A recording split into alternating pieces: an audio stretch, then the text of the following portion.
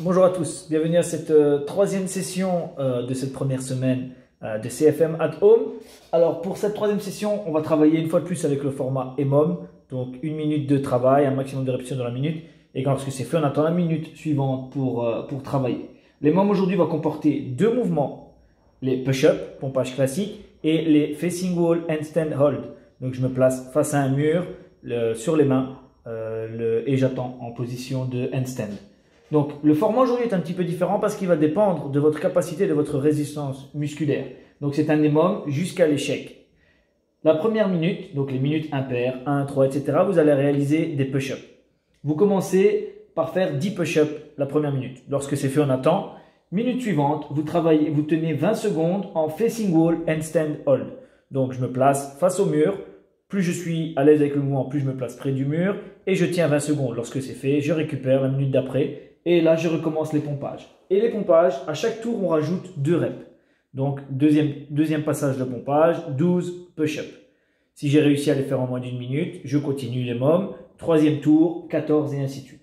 Alors, au niveau des variations, je vais d'abord commencer par les push-ups. Si vous êtes plus ou moins à l'aise avec les push-ups, vous êtes capable de faire 10 reps unbroken. Vous pouvez commencer à 10 et rajouter toutes les minutes 2 répétitions. Si les pompages, vous savez en faire, mais que déjà 10, ça reste un gros volume de répétition, ça sert à rien de commencer à 10, vous allez finir votre EMOM trop tôt. Il est préférable alors de commencer plus bas. Et ça va dépendre de vous. Vous pouvez commencer à 4, vous pouvez commencer à 6, vous pouvez commencer à 2, il n'y a aucun problème, d'accord? Donc, vous choisissez en fonction de votre aisance sur le mouvement, à quel chiffre vous commencez, à quel nombre, vous commencez vos push-ups. Au niveau du facing wall handstand hold, comme je vous l'ai dit, plus on est proche du mur, plus le travail se rapproche d'un travail de poirier.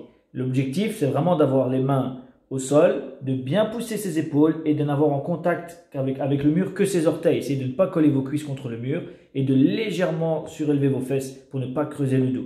Si vous n'êtes pas à l'aise avec cette posture, on avance les mains à une posture que l'on peut tenir. Quelle que soit la profondeur du mouvement que vous allez choisir, assurez-vous toujours que vos hanches ne creusent pas. Vous devez avoir les fesses qui poussent légèrement vers l'avant. Donc, pas vraiment une planche toute droite, mais légèrement arquée. N'exagérez pas, mais ça doit être légèrement arqué. Pensez à bien verrouiller vos quadriceps, bien verrouiller vos genoux et à pousser vos bras vers le sol et vos pieds vers le plafond. D'accord? Plus vous serez gainé, plus le mouvement sera intéressant pour votre progression, pour le renforcement de vos épaules et de votre chaîne centrale. Au niveau des push-ups et de cet EMOM, le but c'est d'aller le plus loin possible, pas de faire vos séries le plus rapidement possible. Donc, on ne demande pas de faire les 10, les 12, les 14, peu importe, unbroken. Tant que vous êtes sous la minute, vous pouvez couper vos séries comme vous voulez. Donc l'idée, c'est d'en garder le plus longtemps possible sous le coude pour aller le plus loin. Et lorsque le volume de répétition sera très important et qu'il faudra enchaîner des séries, avoir le plus d'énergie possible. Donc ne partez pas trop fort, ne partez pas trop vite, n'exagérez pas sur les facing wall handstand hold. Essayez de prendre une posture que vous pouvez tenir, ne dépassez pas les 20 secondes, même si ça vous semble facile. Dites-vous que si vous êtes capable d'aller jusqu'à la série des 20, 22, voire 24 répétitions, vous allez faire énormément de passages au facing wall et l'EMOM peut durer vraiment longtemps. Donc, soyez patient, l'EMOM va faire son effet au fur et à mesure du temps. N'oubliez pas le hashtag CFM at Home, que ce soit sur vos stories ou que ce soit dans vos publications, peu importe. Partagez avec nous qu'on puisse continuer à être tous ensemble durant cette période de lockdown. Qu'est-ce que j'allais encore vous dire concernant ce WOD? Faites attention que les mouvements reviennent souvent. D'accord? Forcément, on est beaucoup au poids de corps, on n'a pas encore beaucoup de matériel.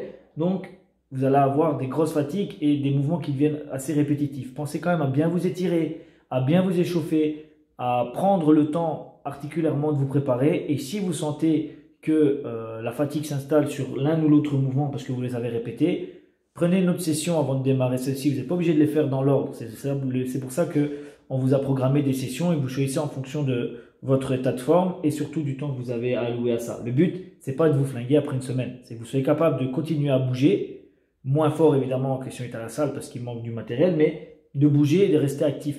C'est pas de vous brûler après 4 séances. Donc prenez le temps, comme je vous l'ai dit dans la vidéo précédente, même si ça reste du poids de corps et ça semble simple, articulairement, musculairement, vous allez traumatiser quand même votre organisme. Donc prenez le temps, échauffez-vous bien.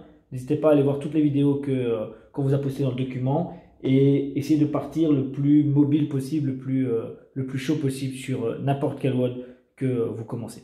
Bonne session 3 et on se voit pour la 4.